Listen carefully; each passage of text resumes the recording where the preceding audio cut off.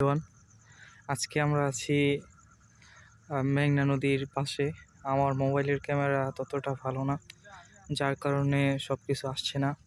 এমনি তো অনেক অন্ধকার, এই অন্ধকারের মাঝে কিছুটা আপনাদের পাশে বা আপনাদের সামনে তুলে ধরলাম। খুব নীরব, খুব স্থির, ঠান্ডা, নীরব, চুপচাপ। জায়গাটা খুব সুন্দর এবং অতটা অন্ধকারও না, আমার ক্যামেরায় আসছে না।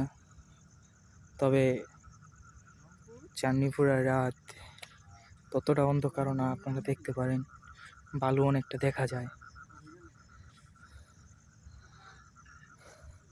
জাহাজ চাইতেছে, সবই ক্লিয়ার মতো মোটামুটি দেখা যায়। ফজরের পরে যেরকম ওয়েদারটা থাকে, একটু